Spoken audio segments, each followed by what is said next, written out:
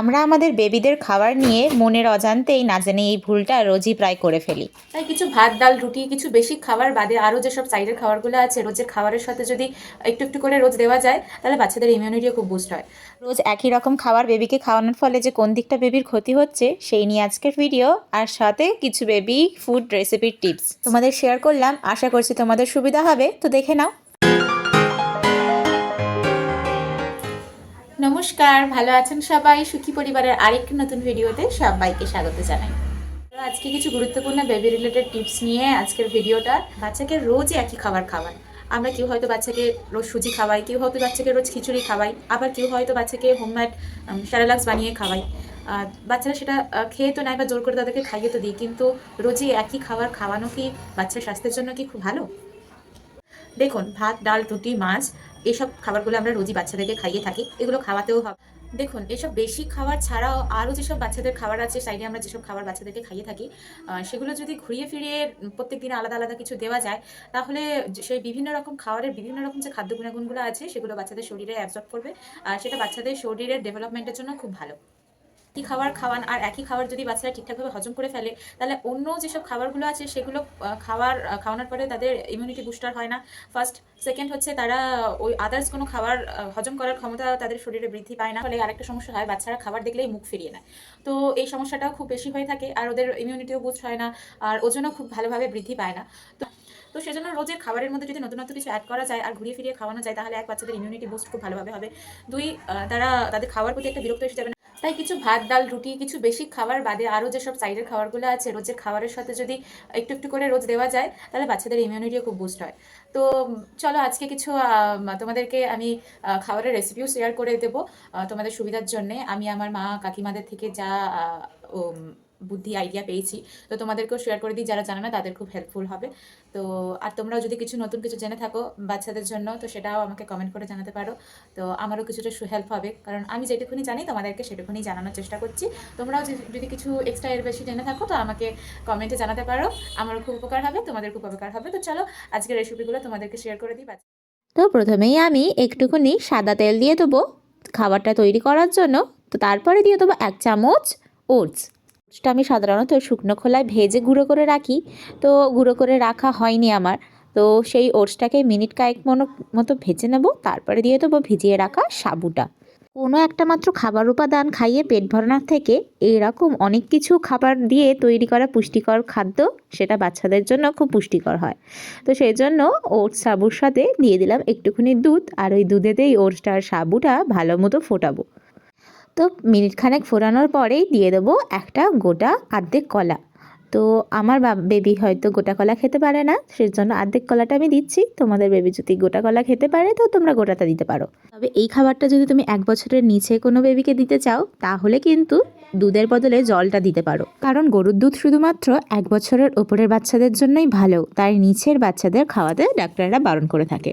তো দেখছো বেশ কিছুক্ষণ ফোটানোর পর সাবুটা একেবারে মিশে গেছে, সাবু একদম দেখা যাচ্ছে না, তখনই বুঝে নিতে হবে যে এই জিনিসটা সেদ্ধ হয়ে গেছে।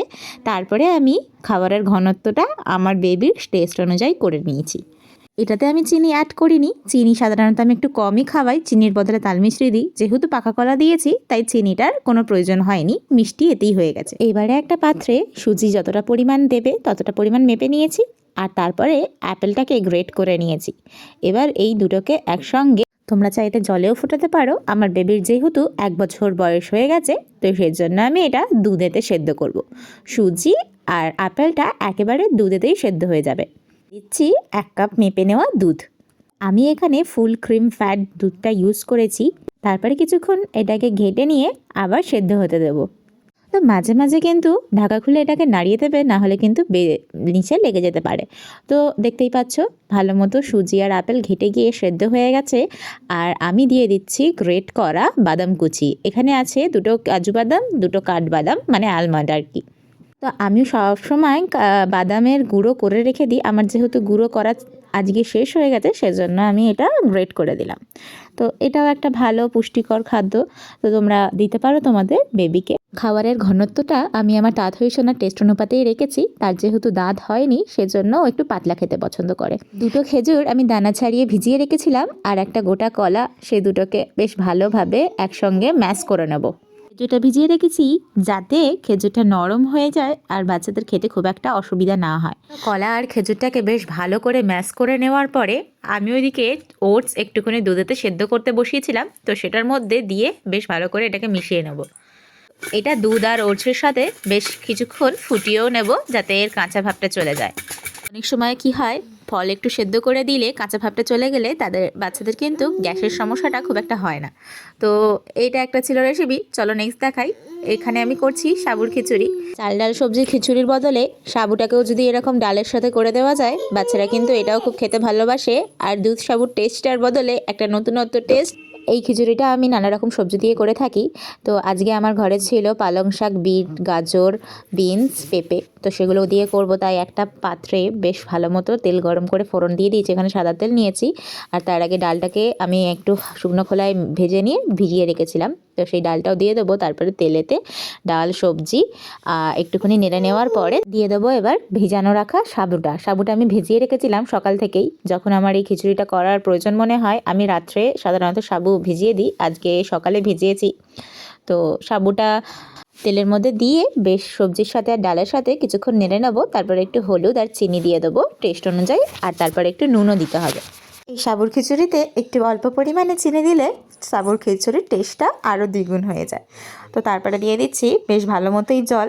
আর তো এতটা পরিমাণে জল দেবো যাতে ডাল সবজি আর সাবু ভালো মতো একেবারে সেদ্ধ হয়ে যায়। তো সাবুটা যেহেতু কম ভিজেছে সেজন্য বেশি পরিমাণে জল দিয়ে বেশ ভালো মতো আধ ঘন্টা মতো ফোটাতেই সাবুর খিচুড়ি রেডি। তো আমার দাদুর কিন্তু এটা ফেভারিট, যেটা আমার দাদু খুব মজা করে খায়। আর ওকে নতুনত্ব খাবার করে দেওয়ার জন্য ওর কখনো অসুবিধা হয় না। তো যদি শরীরটা একটু খারাপ থাকে তখন একটু খেতে চায় না, এরম হয়।